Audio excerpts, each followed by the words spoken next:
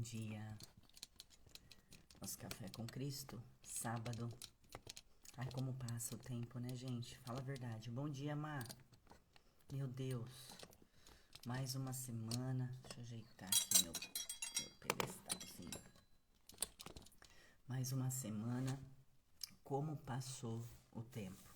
Como tem passado o tempo. Por isso que nós precisamos adquirir sabedoria, né? Bom dia, mãe. Nós precisamos adquirir sabedoria para a gente aproveitar melhor o nosso tempo aqui na Terra, porque a morte ela é tão próxima da gente, né, que a gente não esquece dessa dimensão. Nós vivemos os nossos dias esquecendo, né, de que essa vida ela é muito passageira e ela é realmente passageira, passa muito rápido. Então a gente precisa adquirir essa sabedoria e a gente tem buscado essa sabedoria aqui, né, todas as manhãs. Agora fazendo a leitura de Provérbios, que é o livro da instrução, realmente para nos encher de sabedoria. Porque somente pessoas instruídas que são sábias, né? Que têm buscado a instrução. E não é qualquer instrução que você está vindo buscar aqui. Você está vindo buscar uma instrução que vem do Pai, do teu Criador, daquele que te fez, daquele que te formou. E essa instrução, ela é eterna. Mas Deus é tão fiel, Ele é tão bom como Pai que Ele nos deixa um manual. Ele nos deixou um manual, ele nos deixa a Bíblia para que a gente possa se espelhar em grandes homens e mulheres que deixaram suas histórias marcadas através dessas páginas, mas também nós tirarmos lições de tudo isso que a gente lê e levar para os nossos dias. Então a Bíblia, ela, se você for ver, ela sempre tá atualizada. Para qualquer época que nós estivéssemos lendo a Bíblia, ela está sempre atualizada, porque se trata de ser humano aqui. Desde Gênesis a Apocalipse está falando de toda a nossa existência e do nosso relacionamento com Deus, né? Então, nós já estamos caminhando para o final aí, né, de Provérbios. Hoje nós vamos ler Provérbios 29, né? Isso, 29. E é interessante que esse mês vai ter 31, então vai dar certinho. Eu gostaria muito de fazer esse convite para você, de você retomar depois essa leitura. Então, dia 1 de novo Provérbios, dia 2 Provérbios 2, dia 3 Provérbios 3, né? Tire um momento na sua casa para fazer essa leitura, para você ir meditando, porque toda vez que você... Nossa, Marielle, mas eu vou decorar. Não, você não vai decorar, porque toda vez Deus vai te dar uma nova visão daquele... A palavra, ela se renova todos os dias. Então, ainda que você esteja lendo os mesmos versículos, os mesmos capítulos, Deus sempre vai abrir a tua visão e despertar para algo que você não tinha percebido, talvez na leitura anterior, né? Então, é importante você ter esse relacionamento com Deus. Comece por Provérbios, né?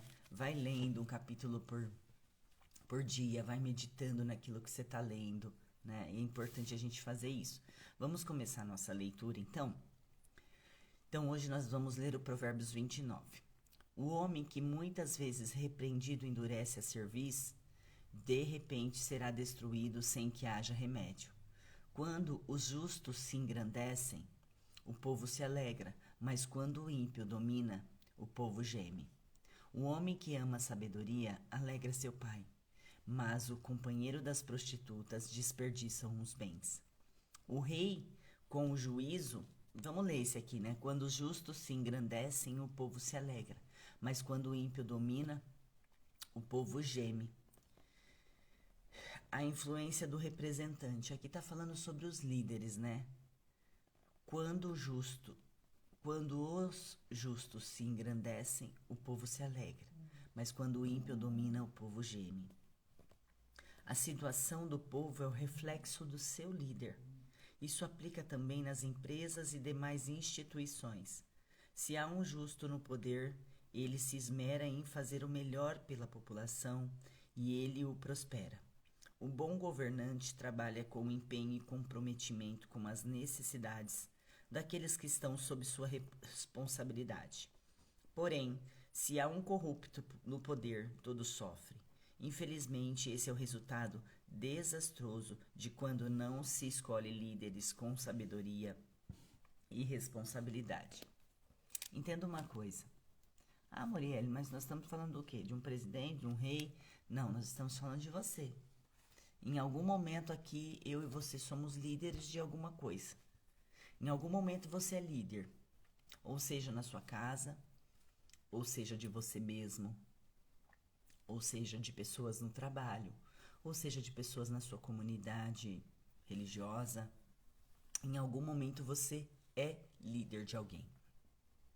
E como líder, as nossas ações, elas vão impactar de alguma maneira a vida de outras pessoas. Então a importância de um líder que vem carregado de uma instrução divina, que vem carregado de uma sabedoria divina. Porque a Bíblia vem falar que os justos vão engrandecer e o povo se alegra. Quer dizer, é uma pessoa que sabe liderar, que sabe entender o outro, que sabe se colocar no outro, que sabe o que o outro necessita. Esse é o bom líder. Mas antes dele ser isso para alguém, eu preciso ser isso para mim mesma. Antes de eu ser um bom líder para os outros, para empresas ou para a minha família, para a minha comunidade, eu preciso ser um bom líder da minha própria vida. E eu quero deixar essa reflexão para você. Você tem sido um bom líder na sua vida? Você tem tido liderança sobre sua vida? Você lidera bem seu tempo? Você lidera bem as suas emoções? Você lidera bem a sua rotina? Porque para que eu seja líder em algum lugar, eu preciso primeiro liderar a mim mesmo. Se você não aprender a liderar a si mesma, ter o autocontrole, o autodomínio, né, o domínio próprio, você não vai ser um bom líder para outras pessoas. Porque primeiro eu treino na minha vida. Se eu não treinar na minha vida, eu não consigo executar na vida de ninguém. Então eu queria deixar essa reflexão para você. Como que tem sido a sua liderança em relação a você? E aí sim, depois em relação à sua família, depois em relação ao seu trabalho, ou até mesmo os seus liderados. Liderança é algo que a gente adquire com o passar do tempo. Tem pessoas que não têm o perfil de liderança, por mais que você treine, ela não tem. Então tem que ter algo dentro dela que já faz dela um líder. Quando ela lidera a própria vida, esse é um bom candidato para ser líder de uma empresa, de um time. Quando você percebe essas habilidades de liderança em alguém, você pode ter certeza que o povo vai se alegrar. Que o povo pelo qual aquela pessoa vai ser responsável, eles vão se alegrar. Por quê? Por causa do olhar. Se ela consegue liderar a própria vida dela, ela vai conseguir liderar a vida de outras pessoas também, tá bom? Então deixa essa reflexão para você. O rei com juízo sustém a terra, mas o amigo de peitas a transforma. O homem que lisonjeia o seu próximo arma uma rede aos seus pés. O homem que lisonjeia o seu próximo arma uma rede aos seus pés. O lisonjeiro é o tipo de pessoa que se aproxima dos outros com algum interesse. Usa de muitos elogios e bajulações. Com isso, o seu comportamento é artificial, ou seja, não há sinceridade no que faz. O sábio não anda na companhia dos aduladores, porque compreende que esta conduta está associada ao engano e ao prejuízo espiritual. Você já andou com alguém que fica puxando seu saco? O lisonjeiro é essa pessoa. Ela fica puxando seu saco porque ela tem interesses em alguma coisa na sua vida. E é horrível isso, porque a gente percebe. A gente percebe quando alguém se aproxima da gente por interesse. A gente percebe quando alguém fica elogiando a gente por interesse, né? A gente precisa perceber essas coisas, porque senão você acaba caindo em armadilhas que você não precisava nem viver. Você acaba trazendo problemas para você que você nem precisava viver. Porque às vezes você se abre tanto para as pessoas por achar que você pode confiar nelas e de repente elas te surpreendem negativamente. Então aqui, não caia nessa armadilha. Isso é uma armadilha, né? Pessoas que aproximam da gente e fica puxando o nosso saco e você gosta disso porque você precisa tratar algo internamente de você. Ninguém gosta de um puxa-saco do nosso lado todo o tempo puxando nosso saco. Ninguém gosta disso. Porque chega uma hora a gente vê que aquilo é uma falsidade, né? É diferente de um elogio que a pessoa faz pra você. Mas o que fica puxando seu saco o tempo todo, você se incomoda com aquilo. Então a gente precisa estar atento quem está do nosso lado. Peraí, por que essa pessoa está me agradando tanto? Né? A gente precisa aprender a ter esse diálogo com a gente. Peraí, por que essa pessoa está me agradando tanto?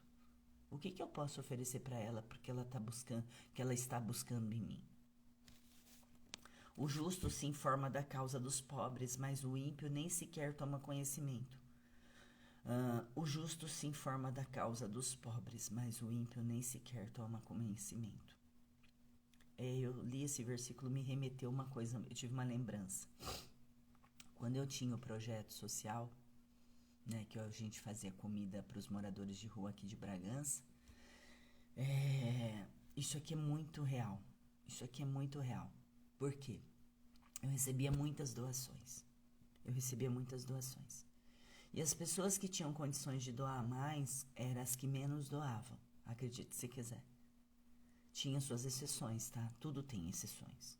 Mas a grande maioria das pessoas que tinham condições de doar mais eram as que menos faziam. E um dia eu questionei, eu falei, nossa Deus, como pode, né? As pessoas podem fazer muito mais, por que elas dão tão pouco? Por que elas fazem o mínimo se elas têm se elas têm condições de fazer mais? E aí o Espírito Santo consolou meu coração, porque aquilo gerou uma revolta em mim. E aí o Espírito Santo consolou meu coração da seguinte forma, porque elas não conhecem a realidade do outro. Elas não conhecem. Por isso que é complicado a gente julgar alguém, né? Por isso que é complicado a gente julgar alguém. Justamente por isso. E aí o Espírito Santo veio e me consolou com aquela resposta. Eu entendi, realmente eles não tinham como fazer mais, porque na cabeça deles, eles não conheciam aquele mundo. Porque o morador de rua, ele é invisível a muitas pessoas na sociedade. Mas as pessoas que olham para eles são pessoas que têm essa questão do Espírito Santo bem avivada, ou são pessoas que sabem exatamente o que é passar fome, o que é passar frio. E aí, naquele primeiro momento, eu me revoltei. Eu falei, Senhor, como pode? As pessoas, né, na época eu morava num condomínio aqui de alto padrão. E aí eu perguntava, gente, como as pessoas, elas podem fazer muito mais, elas podem doar muito mais, por que doam tão pouco ou nem doam? E aí o Espírito Santo veio com essa carinhosa e doce resposta para mim, porque elas não conhecem.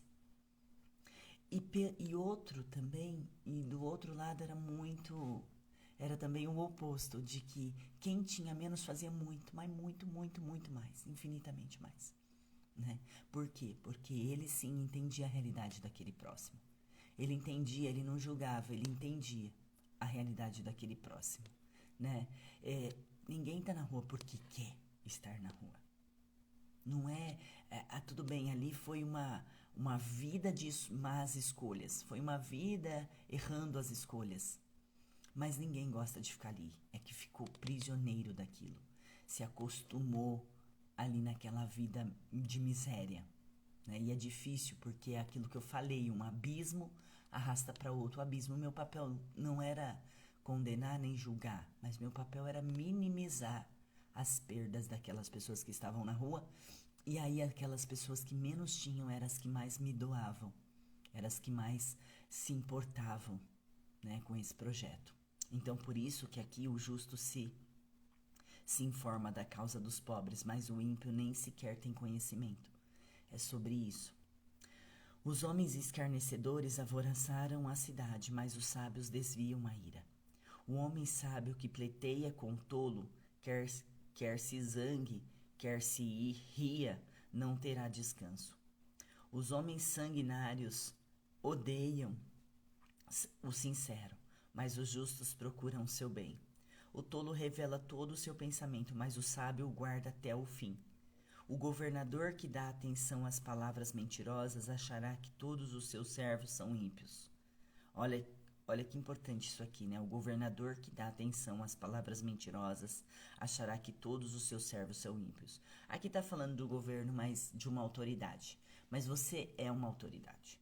Você é uma autoridade. Agora sim, se você passa a dar atenção e você sabe que aquilo é uma mentira, mas você dá atenção para aquilo, você vai achar que todo mundo é igual àquela pessoa. Quantas vezes você recebeu informações de pessoas, quantas vezes pessoas te decepcionaram e você colocou todo mundo no bolo? E você fala assim, ó, mas todo mundo ali ninguém presta, por causa de uma pessoa.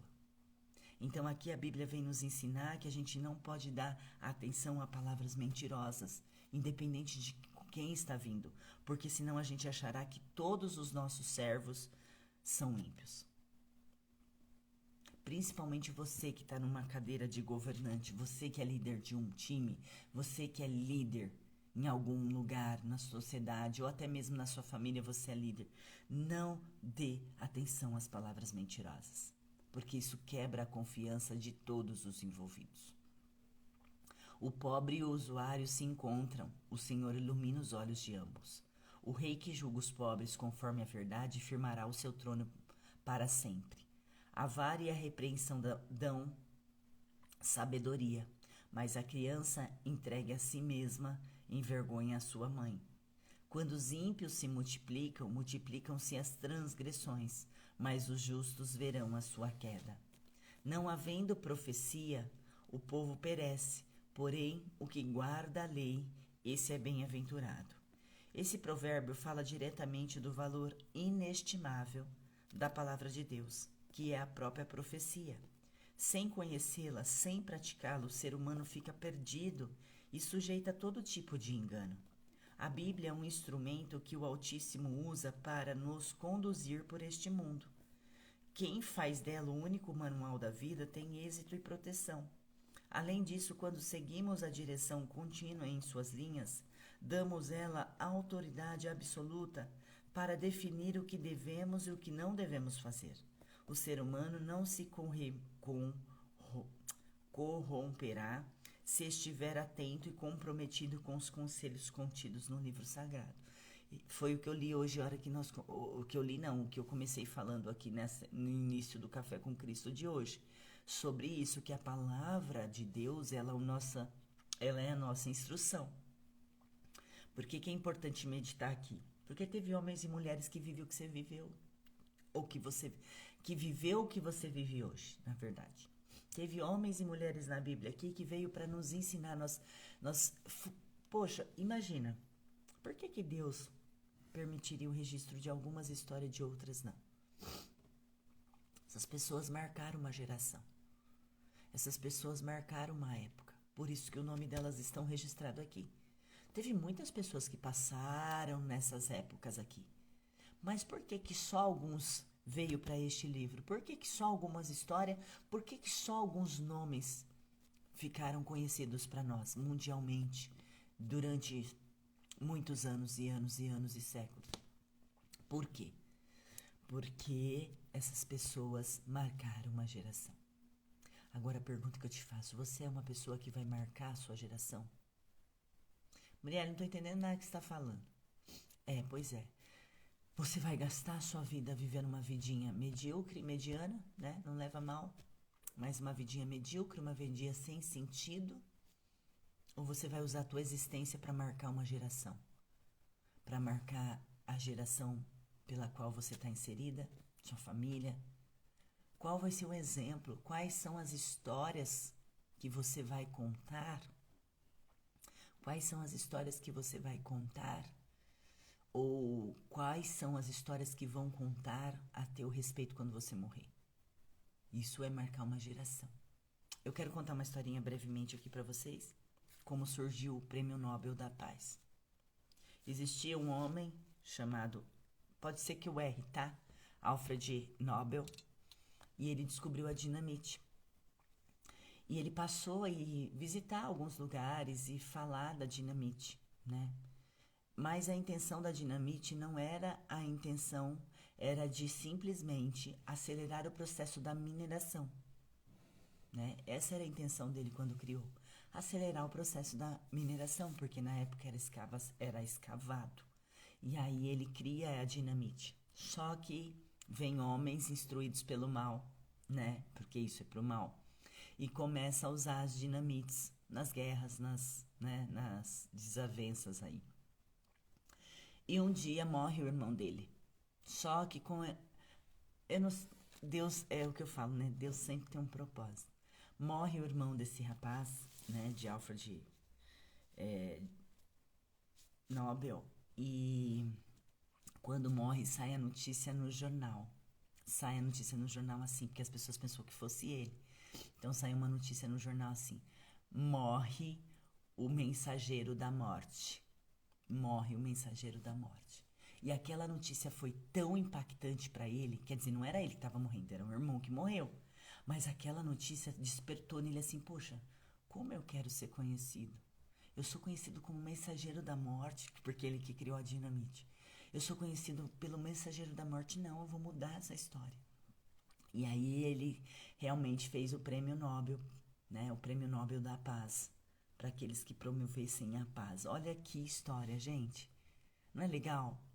Olha, você mudar uma geração, você mudar um conceito, né? Isso depende de mim e de você. Então não gaste a sua vida é tão preciosa. Não gaste ela vivendo uma existência que não, sabe? Que vai passar em branco. Deus não te fez para passar em branco. Deus te fez para avançar. Deus te fez para avançar. Deus te colocou líder aí na sua casa, na sua família. Faz a diferença, sabe por quê? Porque quando você morrer, não queira ser não queira ser lembrado por algo negativo que você era. Foi o que o Alfred Nobel se espantou. Ele falou: poxa, eu sou conhecido como mensageiro da morte. Peraí, eu vou mudar isso agora. Você pode começar a partir de hoje, não importa quantos anos você tem, mas você pode começar a partir de hoje criar um novo roteiro para a tua vida. Como você quer ser lembrado quando você morrer? O como você quer ser lembrado é o que você deve fazer a partir de agora. Como você quer ser lembrado? Uma pessoa que vai para cima, que batalha, que é otimista, que está sempre disposta a ajudar as pessoas, que realmente se vê que tem valentia, ousadia. Ou você quer ser lembrado, ou aliás, você não quer nem ser lembrado. Porque tem pessoas que vão passar e não vão ser nem lembradas nem pela sua própria família. Quando eu vou para a casa da minha mãe, às vezes ela quer que eu leve ela lá no cemitério onde a minha avó foi enterrada. E eu vou com ela lá. E aí você vê túmulos tão abandonados, mas abandonados nível hard. E aí eu fico só meditando, né? Quando eu vou nesses lugares eu só medito. E aí eu fico pensando, eles foram esquecidos até mortos. Eles foram abandonados. Quantas pessoas já são abandonadas em vida, né? Pelos seus familiares. Mas ali você percebe que a pessoa foi abandonada até na morte. Ela deixou realmente de existir para a sua geração. Ela deixa de existir para a sua geração. Então pensa sobre isso. Quem é você na tua existência? O que você tem feito da tua vida? Faça valer a pena. Faça valer a pena. O servo não se emendará com palavras, porque ainda que entenda, todavia não atenderá. Tem visto um homem precipitado no falar? Maior esperança há que um tolo do que para ele. Tem visto um homem precipitado no falar? É uma pergunta. Maior esperança há para um tolo do que para ele. A gente precisa tomar cuidado aqui com esse comportamento de falar demais. Eu falei outro dia aqui, né? Que outro dia até o Espírito Santo falou: Muriel, você falou demais. Eu não lembro para quem foi que eu estava falando e nem o que eu estava falando, mas essa mensagem do Espírito Santo me marcou porque foi um som tão audível aqui na minha orelha. Ele falou assim: você falou demais. Eu falei: ai meu Deus, acho que eu falei demais, me perdoa, Senhor. E aqui, ó, tem visto, você já viu uma pessoa que fala demais? Ela sempre vai se dar mal. Ela sempre vai se dar mal. E aqui há esperança pro tolo, porque quando um tolo fala demais, a gente fala: ah, mas é porque ele é tolo, é porque não tem sabedoria, por isso tá falando demais, né? Tá falando demais. Mas o nosso comportamento, o comportamento do Filho de Deus não pode ser esse, de ser precipitado, sair falando, sair fazendo coisas sem pensar. Jesus não tinha esse comportamento. Jesus não tinha, ele não era precipitado. Ele pensava antes de falar. Porque quando ele lançasse a palavra, ela tinha que ser uma palavra que fosse impactar no outro algo. E quantas vezes a gente é precipitado no falar, a gente fala demais e acaba impactando a vida do outro negativamente. Jesus só queria impactar a vida das pessoas positivamente. E quando a gente sai falando pelos cotovelos, a gente percebe depois que a gente falou demais. Porque pode ter magoado, pode ter chateado. Então a gente precisa medir as nossas palavras. Porque pro tolo a gente vai ter a desculpa, poxa, ele não é tão sábio, por isso tá falando, ele sabe o que tá falando. Mas para mim, para você que tá buscando sabedoria, a gente não pode ter esse comportamento. Tem visto um homem, já li. Quando alguém cria o seu servo com mimos desde a meninice, por fim, ele tornar-se-á seu filho. O homem iracundo levanta contendas, e o furioso multiplica as transgressões. A soberba do homem abaterá, mas a honra sustentará o humilde de espírito. O que tem parte com o ladrão odeia sua própria alma. Ouve maldições e não a denuncia. Eu quero ler isso aqui, ó. O homem iracundo levanta contendas. A pessoa iracunda é a que se irrita facilmente, não gosta de ser contrariada. Tempestuosa quando está diante de um impasse, em vez de encontrar maneiras de resolver os problemas e pacificar, causa confusões, alimenta discórdia, promove inimizades. Dominado pela fúria, o iracundo esbraveja suas verdades e frustrações. Com isso provoca hostilidades, afastando os que pacientemente tentam ajudá-lo e prende a amargura da solidão. Então aqui no versículo 22 vem falar sobre isso, né? Que as pessoas, esse tipo de pessoa, que é aquela que se irrita facilmente, é os pavio curto, né? Eles acabam ficando sozinhos. Se você que está me ouvindo hoje é a pessoa que tem um pavio curto, que facilmente você estoura com os outros, você é um grande candidato, uma grande candidata a ficar só. Porque a gente vai tentando ajudar, mas chega uma hora você se afasta. Por quê? Porque essa pessoa é uma metralhadora viva, ela sai machucando, matando todo mundo com as palavras. Você já conheceu pessoas assim, que tudo que ela abre a boca, ela mata os outros com as palavras?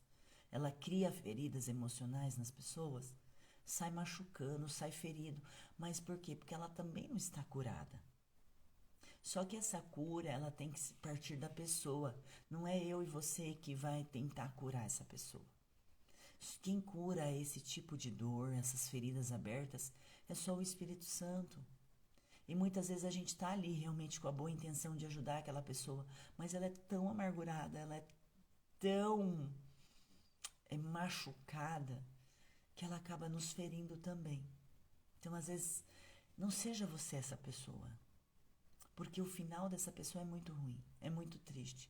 É muito triste a gente ver alguém sozinho. Eu trabalhei em hospital e eu trabalhei na área de oncologia de pessoas que eram pacientes terminais. Então, a gente já sabia que aquele paciente ele não iria para um centro cirúrgico. A gente sabia que ele estava ali, mas a gente só ia medicá-lo esperando a morte. E toda manhã, quando eu entrava, alguns vinham, e hoje, será que está liberado o centro cirúrgico? E nessa época que eu trabalhei há muitos anos atrás, quase 20 anos atrás, eu não tinha ainda essa questão de ser franco com o paciente, né? De falar realmente o problema e deixar eles a par. Então, muitos não queriam que a gente falasse e a gente respeitava isso, né? Essas ordens das famílias. Enfim, o que acontecia muito era isso. Muita gente sozinho, sabe? Aí você, dentro do hospital, você vê muitas pessoas no fim da sua vida sozinhas. E eu lembro que eu aprendi com uma professora que a gente não podia ficar impactado com isso. Por isso que falo que as enfermeiras são frias, né? Que nós não podíamos ficar impactados, nós não podíamos ter envolvimento emocional com essas pessoas. Nós estávamos lá para promover saúde para elas, bem-estar e segurança, mas que nós não podíamos envolver emocionalmente com elas. E aí, realmente, no começo é muito difícil. Para mim foi muito difícil, eu nem fiquei na área. No fim, eu nem fiquei na área. Porque é muito difícil você não se envolver. Para mim, era muito difícil eu não me envolver emocionalmente. porque eu ficava com dó daquelas pessoas e elas sozinhas ali com câncer terminal, né, com a data de validade já se esgotando e elas muitas nem saber que a condição delas era aquela e às vezes não chegava uma família, sabe, dava a hora da visita e às vezes não vinha nenhum familiar ficar com aquela pessoa, era muito triste, era muito triste. E por que eu tô falando isso pra você? Porque assim, a gente precisa plantar. A gente precisa plantar aqui nessa terra. A gente precisa ter pessoas que vai segurar a nossa mão quando a gente morrer. A gente precisa ter pessoas que vai segurar a nossa mão quando a gente estiver morrendo. Eu sempre falo isso. Conserve pessoas para a sua velhice. Conserve pessoas porque a coisa mais triste do mundo é você envelhecer sozinho. Porque o idoso, ele já começa a se sentir muito sozinho mesmo em volta da família.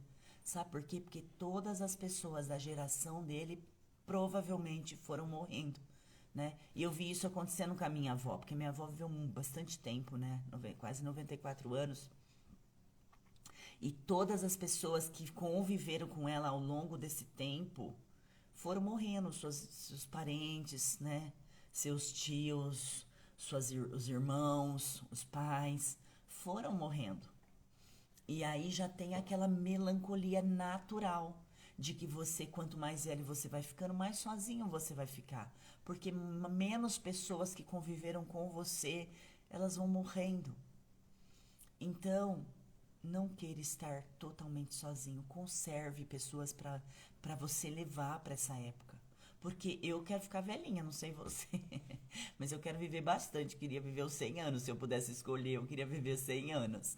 Mas a gente não sabe. Mas conserve pessoas que vai com você nessa jornada até lá. Tenha pessoas para segurar na tua mãozinha quando você estiver partindo. Porque a morte sozinho é muito difícil. É muito difícil morrer, porque já é algo sozinho. O veículo que leva a gente de volta para a casa do Pai é a morte. O veículo que leva a gente de volta para a casa do Pai é a morte. Mas esse momento é solitário, assim como o momento de nascer também é solitário, né? O bebê tem que fazer força ali, por mais que a mãe esteja ajudando, o médico, tudo tem a parte dele, aquele momento é solitário. E o veículo para nós levarmos de volta para a casa do Pai é a morte, também é solitária, é só eu que vou. Não posso pegar na mão de qualquer pessoa ali que estiver comigo, não vai junto, né? É o meu momento. Mas dá um conforto para o nosso coração humano. Você ter pessoas para segurar a sua mãozinha aí quando você estiver indo embora. Pessoas para te acompanhar nessa jornada até o fim. Então conserve pessoas para a tua velhice. O temor do homem armará laços, mas o que confia no Senhor será posto em alto retiro. Muitos buscam o favor do poderoso, mas o juízo de cada um vem do Senhor. Abominação é para os justos o homem iníquo, mas abominação é para o iníquo os retos no caminho. Eu quero orar por você essa manhã, né? Essa manhã abençoada de sábado, né? O que você vai fazer do teu sábado hoje? O que você vai fazer com o teu sábado hoje? São as primeiras horas do teu sábado. Você vai reclamar? Eu sei que às vezes você está vivendo uma situação que você não gostaria de viver, né? Eu sei que às vezes você está engolindo alguns frutos que você plantou, ou que você está passando por situações que você nem sabe por que você está passando por elas. Mas faça valer a pena. Você está recebendo um presente de Deus, que é o presente. O presente de Deus é o nosso presente, é o nosso hoje. Poxa, tem ar nas tuas narinas, entrou ar, né? Entrou ar nas tuas narinas. Eu acompanhei uma sogra minha que faleceu no hospital, até o último dia eu fiquei com ela. E é horrível, gente, você ver uma pessoa morrendo do seu lado e você não pode fazer nada. E ali você passa a valorizar. Quando você vê alguém morrendo próximo, mais próximo de você mesmo, você percebe que a vida é um sopro e você passa a valorizar mais os teus dias aqui na terra. E a Bíblia fala para mim e para você que os nossos dias serão fartos se nós tivermos uma vida com Deus. Então escolha viver os dias com Deus. Escolha viver os teus presentes, como hoje é um presente que Deus te deu. O hoje é um presente que Deus te deu. O que você vai fazer com o teu hoje, com o teu sábado, com o presente que Deus te deu? Você vai abrir esse presente aqui, ó, abrir o embrulho, porque Deus dá o dia pra gente presente. Um embrulho lindo, maravilhoso. E aí a gente desembrulha isso e fala, ai que saco, tem que limpar a casa. Ai que saco, tem que ir não sei aonde. Ai que saco, não posso dormir. Ai que saco, só reclama do presente quando você desfaz. Você já deu presente pra alguém que você viu na cara dele que ele não gostou? Você vai dar de novo? Verdadeiramente, você daria de novo um presente? Se você me desse um presente e eu falasse assim, acho que eu não gostei muito, não. Não quero isso aqui, não. Top. É isso que eu e você faz quando a gente recebe o presente de hoje, das mãos de Deus, e a gente reclama do nosso dia. Exatamente assim, eu não quero esse dia. Não serve para mim esse dia. Então entenda isso. Deus está te dando um embrulho bem bonito. Eu não tenho nenhum embrulho aqui para te mostrar, mas é isso que Deus põe na tua mão hoje. Ele fala, Tó, meu filho e minha filha, eu tô te dando o dia de sábado. Eu tô te dando esse presente. E você vai desembrulhar esse presente reclamando, falando mal dele, falando que ele não te ama, que Deus não existe, que você é uma vítima, que você nasceu para ser infeliz, para que essa vida, que você só veio nessa vida para você sofrer. Toda vez que você está proferindo essas palavras, o que você está falando? Falando para Deus, não, esse presente não serve para mim. Agora, imagina, Deus te dá um presente como o dia de sábado hoje. E você abre e fala, nossa, obrigada, Deus, mais uma oportunidade. O que eu vou fazer hoje com o meu presente? O que eu vou fazer hoje? Eu vou fazer isso, eu vou fazer aquilo, eu vou fazer. Acorda disposta, vai pra cima, fala, vai fazer o seu melhor. E aí, opa, Deus fala, nossa, vou dar mais presentes pra essa pessoa, porque ela é tão grata. Eu fiz tão pouco. E ela já tá assim, imagina, e Deus começa a te entregar mais. Por quê? Porque ele viu que você se sentiu satisfeita com o presente que ele te deu. E aí ele começa a te entregar mais coisas para você ser mais grato, né?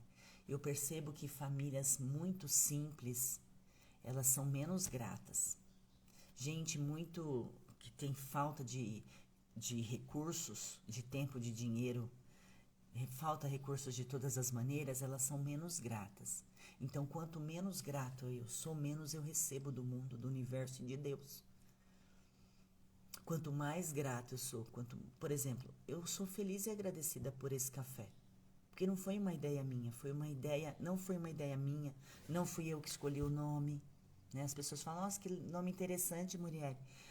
Não fui eu que escolhi, foi Jesus que me deu esse nome, foi Ele que colocou isso no meu coração, eu só estou executando. E eu sou feliz e agradecida por essa oportunidade que Ele deu para mim. E você, tem tantas coisas hoje, Deus te deu um presente hoje, tantas coisas que você pode ser grato hoje. Poxa, você está aqui, você está enxergando aqui a tela do seu celular, você está me enxergando no celular, você está me ouvindo no celular. Você está podendo tomar um café da manhã gostoso. Mas ainda que seja só um cafezinho preto. Tem gente que não teve esse cafezinho preto. Então seja grato hoje, ao longo do seu dia, por várias coisas. E eu queria muito agora que nós fôssemos orar e que você orasse no sentido somente de agradecer. Não peça nada não. Sabe por quê? Porque o teu Pai sabe exatamente o que você precisa. Ele já tem para te dar. Jesus já é o suficiente na sua vida. Então só agradece. Fala, Pai, obrigada por o dia de hoje. Obrigada por entrar ar nas minhas narinas. Obrigada por eu estar podendo fazer essa oração agora. Tá bom? Eu quero orar por você e com você, tá? Senhor Jesus, primeiro nós rendemos graças a Ti por esse momento. Porque tudo que o Senhor faz é bom, é perfeito, é agradável. Senhor, nós não queremos te pedir nada nessa manhã, Senhor. Nós queremos simplesmente te agradecer. Te agradecer pelo sopro de vida. Te agradecer pelo ar que entra nos nossos pulmões. Te agradecer pela nossa saúde, Senhor, que às vezes, por uma ou outro probleminha, às vezes tem tirado nosso sono, mas o Senhor tem cuidado de nós. Obrigada por nós estarmos vivos. Obrigada por podermos orar agora em Teu favor, Jesus, em Teu nome. Obrigada, Senhor, pelos nossos ouvidos. Obrigada pela nossa boca. Obrigada pelos nossos olhos poderem enxergar. Obrigada, Senhor, pelo nosso intelecto, pela nossa mente, Senhor, que nós podemos escolher nessa manhã orar para Ti, em agradecimento, Senhor, por tudo que o Senhor fez, por tudo que o Senhor faz e por tudo que o Senhor irá fazer nesse sábado abençoado, que é o presente que o Senhor nos concedeu. E o Senhor não nos concedeu somente, mas concedeu para tantas pessoas, mas que nós sejamos nessa manhã de sábados agradecidos e não reclamões, e não insatisfeitos com o presente que o Senhor nos deu, mas que nós venhamos ser cheios de gratidão em nosso coração pelo presente que o Senhor nos deu nessa manhã. Primeiramente, de estarmos vivos, e segundo, de estarmos reunidos na Tua presença. Pai, nos dirija por esse sábado, Senhor, para que nós possamos aproveitar esse presente, que nós possamos apresentar esse presente que foi nos dado hoje. Senhor, nos conduza para fazer a Tua vontade de maneira extraordinária, Senhor. Que nós possamos viver esse sábado, Senhor, como se fosse o último dia das nossas vidas. O que nós faríamos, Senhor, se hoje fosse o último dia das nossas vidas? Que a gente venha ter esse espírito nesse sábado. Que a gente venha fazer como se fosse a última vez. Que a gente venha amar como se a gente estivesse amando pela última vez. Que a gente venha abraçar as pessoas como se fosse o último abraço. Que a gente venha almoçar, jantar, tomar café da tarde, café da manhã, como se fosse o último. Somente assim, Senhor, nós podemos viver a totalidade que o Senhor tem para nós nesse sábado.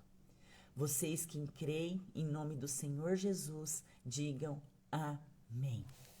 Amém? É sobre isso. É sobre isso. É sobre esse presente. Faça hoje como se fosse a última vez. Porque se você soubesse que hoje seria seu último dia de vida, será que você ia brigar por causa de uma toalha molhada? Será que você ia brigar porque a casa está bagunçada? Será que você ia reclamar porque você ia ter que ir no trabalho, trazer o sustento para sua família? Como você se comportaria se hoje fosse seu último dia de vida e você soubesse disso? Porque pode ser que seja meu último, eu não sei. Mas pode ser que seja o seu último e você também não sabe. Então viva o dia de hoje na totalidade, naquilo que Deus te chama para fazer. Faça o melhor. Faça o melhor. Não faz só aquilo que se é pedido. A Bíblia fala que a gente não deve ter esse comportamento de fazer só aquilo que não é, que nos é pedido. Porque que mérito teria isso? Faça além do que é pedido. Faça além das tuas forças. Ainda que você esteja enfraquecido, você vai levantar a cabeça e vai falar: não, eu vou fazer o meu melhor. Dentro dos recursos que eu posso, eu ainda vou promover o meu melhor. Aonde quer que você vá hoje, faz a diferença. Como que faz isso? Com o teu espírito, você carrega a presença de Deus em você. Você carrega a presença de Jesus em você. Você carrega o Espírito de Deus em você. É fácil, quando você carrega a presença de Deus, você chegar nos lugares e impactar. Seja a pessoa que vai chegar para abençoar. Seja a pessoa que vai chegar com um sorriso. Seja a pessoa que vai chegar com um abraço. Seja a pessoa que vai chegar com palavras doces. E não com críticas, não com maldições, não proferindo palavras com pesar. Faça a diferença hoje, você pode fazer a diferença e ser grato pelo presente que Deus nos deu nessa manhã, tá bom? Façam um extraordinário sábado, e amanhã estarei aqui, e eu espero que você esteja aqui comigo no nosso Café com Cristo. Obrigada a todos vocês, gratidão por estarem aqui comigo, e não é só comigo e com a presença do Senhor Jesus, porque eu só sou uma representante, eu só sou o veículo, tá? mas ele tá aqui. Ele é o rei, a glória é pra ele, tudo é pra ele, tá bom? Um beijo grande, gente. Até amanhã no nosso Café com Cristo.